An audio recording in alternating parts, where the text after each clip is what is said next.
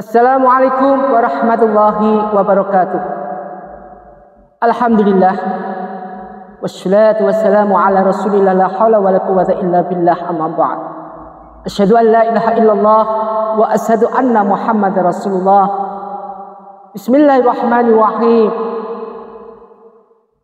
Inna a'tainakal kautsar washolli li rabbika wanhar inna syani'aka wal abtar. Shadaqallahu azim, shadaqallahu ala rasulillah sallallahu alaihi wasallam. Pertama, mari kita panjatkan rasa puji syukur kita pada Allah Subhanahu wa taala atas segala rahmat hidayah yang diberikan kepada kita. Setiap dari awal tausiah, kita senantiasa setiap dari awal pencerahan bimbingan amal tiap pagi, kita senantiasa memanjatkan rasa puji syukur atas hidayah Allah yang diberikan kepada kita khususnya. Salawat dan salam mari kita haturkan pada junjungan kita Nabi Muhammad sallallahu alaihi wasallam. Mudah-mudahan tauladan beliau, suri tauladan yang telah dicontohkan beliau kepada umatnya, kita bisa mencontoh, kita bisa menjadikan itu sebagai suatu hal yang senantiasa berkesinambungan secara seimbang pada diri kita. Ma'asyiral muslimin muslimat rahimatullah, jamaah pencerahan bimbingan amalan yang Ustaz Takzim Ustaz muliakan. Alhamdulillah, setiap hari kita senantiasa dihadapkan dengan segala risiko yang ada. Setiap hari kita senantiasa dihadapkan dengan berbagai macam cobaan yang ada, berbagai macam masalah yang ada, berbagai macam segala skenario yang sudah diseken oleh Allah Subhanahu wa taala. Tetapi perlu kita sadari, semua itu harus kita lakukan dengan bisabri wasolah, dengan sabar dan penuh kesabaran, dengan sabar dan penuh kesabaran. Bukan sabar aja, tapi dengan penuh kesabaran. Orang sabar tapi kadang-kadang beda dengan orang bersabar dengan penuh kesabaran. Beda banget. Kalau orang sabar, ini artinya kadang-kadang masih ada emosi. Tapi kalau orang sabar dengan penuh kesabaran, inilah merupakan suatu orang yang sabar, yang mau dilaksanakan emosionalnya, dia masih pikir. Ketika apa yang kita lakukan dengan diimbang emosional, dia pecahkan, dia singkirkan emosi itu. Inilah bedanya orang sabar dan orang sabar dengan penuh kesabaran. Karena orang sabar dengan penuh kesabaran ini dijelaskan dalam Al-Quran. Aqimis sholat. Ya ayyuhalladzina amanu ista'inu bis-sabri was-shalah, bis-sabri was-shalah, bis-sabri was-shalah. Dengan sabar dan diimbangi dengan sholat. Karena sholat inilah orang yang sabar dengan penuh kesabaran.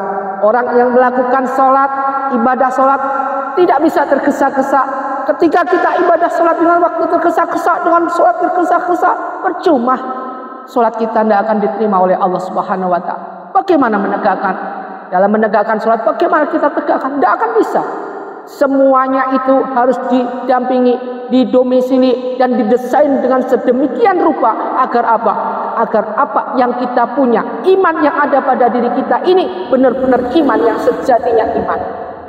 Beda sekali orang yang beriman dengan orang beriman dengan sejatinya iman. Orang yang beriman dengan sejatinya iman adalah orang beriman dengan sejatinya iman. Orang sudah beriman didagangi, didasari dengan fondasi kitab Al-Quran. Makanya kitab merupakan suatu hal yang paling penting, paling utama. Sebagaimana pedoman kita, sebagaimana apa yang kita pegang. Kita jalan tanpa adanya setir, maka sepeda motor tidak akan bisa jalan, mobil tidak akan bisa jalan, tidak bisa terarah. Makanya kita perlu drive, perlunya setir. Sedangkan kita dalam hidup ini, pegangan kita, setir kita adalah kita. Makanya disebutkan di situ, al-imanu atu'minu billahi wal malaikatihi wa kutubihi, kutubi wa rasuli. Ini sekarang wa kutubihi wa rasuli. Dengan kitab dan rasulnya. Ingat ada berapa kitab yang sudah diturunkan kepada hamba Allah? Satu adalah kitab Zabur, diturunkan oleh nabinya, yaitu Nabi Daud alaihissalam. Yang kedua adalah kitab Taurat, diturunkan oleh Nabi Musa alaihissalam. Yang ketiga, ini disempurnakan lagi dengan adanya kitab Zabur dan Taurat, disempurnakan lagi dengan kitab yang berikutnya, yaitu Injil, dibawa nabinya Isa alaihissalam. Dengan ketiga kitab ini disempurnakan lagi dengan adanya yang sudah dituliskan, dijelaskan dalam kitab Zabur, Taurat dan Injil sebelumnya bahwa nanti akan ada nabi akhir zaman, yaitu Nabi Muhammad SAW, nabi kita. Kemudian diturunkan dengan kitab-kitabnya yang merupakan kitab terakhir kalinya, sudah tidak ada kitab lagi, yaitu apa? Al-Quranul Karim.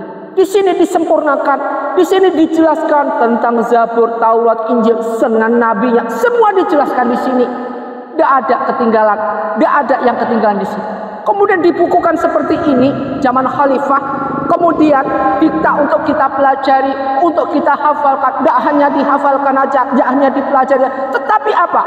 Tetapi harus kita jelajahi isi di dalamnya.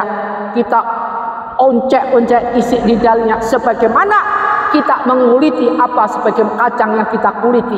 Kita ambil dalamnya, kita pelajari Al-Quran, kita ambil dalam, kita oncekin, kita ambil dalamnya. Kemudian apa? Kita realisasi dalam kehidupan kita sehari-hari. Ma'asyiral muslimin, muslimat, jamaah pencerahan bimbingan amalannya Ustadz Tazim, Ustadz muliakan. Senantiasa kita sudah tahu dengan adanya kitab. Kemudian apa yang kita kaji sekarang adalah mempelajari kitab. Disebutkan di sini dalam surat Al-Zukhruf. A'udzubillahi minasyaitonirrajim. Bismillahirrahmanirrahim. Au nuriyannaka, atau kami perlihatkan kepadamu alladzina, itu apa yang dinamakan azab. Wa'adnahum, telah kami ancamkan kepada mereka. Fa inna, maka sesungguhnya kami alaihim, atas mereka semua muqtadirun, berkuasa. Jadi di sini diperlihatkan suatu azab itu, dan itu merupakan suatu ancaman-ancaman terhadap mereka yang hal-hal yang bisa mengalahkan atau menentang daripada kekuasaan Allah Subhanahu wa taala. Mereka mengaku dia berkuasa, mereka mengaku dia adalah mendeklarasikan diri sebagai raja Fir'aun, sebagai raja Namrud, sebagai raja penguasa Hitler dan lain-lain. Inilah orang-orang seperti ini nanti yang inna azabillah syadid. Orang yang ini nanti yang akan menerima azab yang sangat pedih. Di mana di saat dia menggunakan kekuasaannya untuk diktatoris yang gak jelas. Hal seperti ini akan diterima oleh Allah sebagai apa? Akan dikembalikan Allah nanti, yaitu sebagai azab yang utuh. Ma'asyiral muslimin muslimat rahimatullah. Ketika Khulafaur Rasyidin diangkat salah satu Ali, Khalifah Ali bin Abi Thalib, kemudian diangkat menjadi seorang pemimpin. Apa yang dia ucapkan? Kalau kita sekarang diangkat jadi seorang pemimpin baik itu pemimpin dalam segalanya, apalagi pemimpin negara, senantiasa kita senang, bangga, pesta, pora, beramai-ramai, syukuran, dedek, bengek yang lain. Zaman khalifah, ketika diangkat, ditunjuk masyarakat atau rakyatnya untuk menjadi pemimpin, apa yang dia ucapkan? Innalillahi wa inna ilaihi raji'un. Malah dia mengeluh, dia mengucapkan innalillahi wa inna ilaihi raji'un. Kalau sekarang kita ucapkan innalillahi wa inna ilaihi raji'un pada orang yang meninggal, ini diucapkan ketika dia menerima jabatan sebagai pemimpin. Kenapa dia ucapkan innalillahi wa inna ilaihi raji'un? Karena satu alasannya, ketika kita pegang amanah, menjadi seorang pemimpin tidak bisa pegang amanah, sama dengan salah daripada satu aja mengucap, maka akan menimbulkan kematian berbagai banyak dan ribuan jutaan mayat. Hanya karena salah satu ucap. Makanya seorang pemimpin nanti akan dihisab pertama kali, yaitu apa? Lisan mereka, setelah itu otak mereka, pikiran mereka. Yang ini mendonatur segala sesuatu yang berbau, yang bisa menerbitkan aturan-aturan legalitas yang gak jelas. Inilah yang menjadi suatu hal yang merupakan nantinya menjadi aturan-aturan yang gak jelas, yang bisa membuat rakyat sengsara. Kalau aturannya jelas, bagus, legalitasnya bagus, struktur organisasinya bagus, bikin rakyat senang, tentrem, adem, ayem, loh jinawi, oke, tidak ada masalah.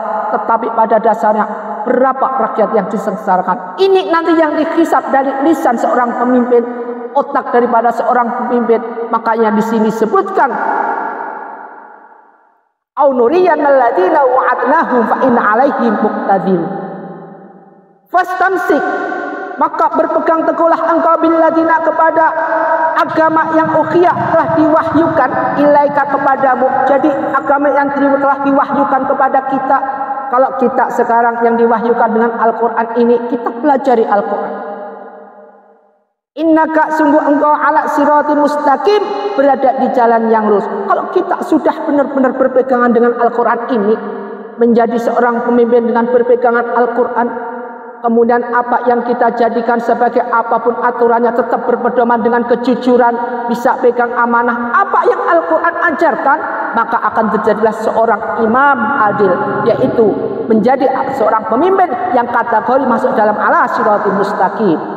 Siratul muslimin muslimat rahimatullah, dimuliakan Allah Subhanahu wa taala. Inilah merupakan suatu ingatan, merupakan suatu peringatan kepada kita sebagai hamba Allah yang berpegangan dengan kitab-kitab yang kita punya. Kemudian apa yang menjadi pertanyaan? Kemudian apa yang akan menjadi suatu hal? Apakah nanti kitab Injil, kitab Taurat, Zabur akan berfungsi sekarang? Semua sudah dijelaskan dalam suatu riwayat, dalam suatu hadis, bahwa kitab-kitab yang sudah ada sebelumnya sudah tidak difungsikan dan disempurnakan oleh Al-Quran, yaitu kitab yang paling akhir. Kitab Al-Quran dan kitab yang suci, yang merupakan kitab akhir zaman. Sudah tidak ada yang lainnya. Apakah setelah Al-Quran ada kitab lagi yang lain? Tidak ada. Dijelaskan ini sudah the final, sudah the last time, sudah paling akhir. Apakah Nabi akan ada lagi? Meskipun sekarang muncul Nabi-Nabi baru yang mendeklarasikan dirinya sebagai Nabi dengan kitab-kitabnya yang sebagai kitab yang baru, itu semua adalah bisikan iblis. Itu semua adalah bukan hal yang harus kita ikuti. Hanya satu, Nabi akhir zaman adalah Nabi baginda Nabi Muhammadin sallallahu alaihi wasallam. Kalau kita ingin selamat, ingat sewaktu baginda Rasulullah SAW ketika dia haji wada, haji yang terakhir baginda Rasulullah SAW melakukan, Rasulullah bilang kepada umatnya bahwa nanti suatu saat nanti di akhir zaman umatku akan timbul berbagai macam aliran, banyak sekali aliran, tapi umatku yang selamat adalah yang berpegangan sama dua. Berpegangan apa? Al-Quran dan sunnah Rasul. Berpegangan dengan Al-Quran atas perintah Allah Subhanahu wa ta'ala, apa yang ada di dalam ini semua, dan sunnah Rasul, yaitu sunnah-sunnah yang sudah dibukukan dalam beberapa hadis, baik itu hadis yang sahih maupun semi-semi sahih ataupun apapun, tergantung di mana kita mempelajari dan menyikapinya. Alangkah baiknya, alangkah budi luhurnya kita apabila kita bisa memfilter semua yang ada untuk iman kita. Ma'asyiral muslimin muslimat rahimatullah. Inilah begitu pentingnya al-imanu atu'minu billahi wal malaikatihi wa kutubihi wa rasulihi wal yaumil akhir wa qadri khairi wa syarri. Ini penting sekali untuk kita jalankan, untuk kita menjadikan suatu pegangan kita dunia dan akhirat. Mudah-mudahan bermanfaat apa yang kita gaji, kita jadikan sebagai hamba Allah yang senantiasa berpegangan pada firman Allah, ya ayyuhalladzina amanu sta'inu bis-sabri was-shalah innallaha ma'asyabirin. Mudah-mudahan dijadikan sebagai hamba Allah yang husnul khatimah, mendapatkan rezeki yang luar biasa dari Allah Subhanahu wa taala, lebih-lebih di bulan Rajab sekarang ini. Perbanyak zikir di bulan Rajab sekarang ini awal dari bulan Rajab. Perbanyak kita untuk menjalankan sholat wa minal laili wa tahajjud bi. Untuk kita di sepertiga malam menjalankan sholat tahajud, menjalankan suatu pahala-pahala tambahan nafilatan, dan jalankan suatu pahala-pahala yang ada dengan menjalankan sunnah Rasul. Perbanyak zikir, perbanyak sholawat sebelum tahajud sampai menjelang sholat fajar, yaitu sholat subuh 2 rakaat. Sholat qobliyah subuh kita jalankan, yang itu lebih baik daripada bumi dan seisinya. Kita jalankan semuanya. Kita perbanyak amal-amal yang kita punya, sehingga akan tercermin iman-iman yang sebenarnya iman. Iman-iman yang sejatinya iman. Ma'asyiral muslimin muslimat rahimatullah, semoga bermanfaat. Usikum wa nafsi bittaqwallah. Wassalamualaikum warahmatullahi wabarakatuh.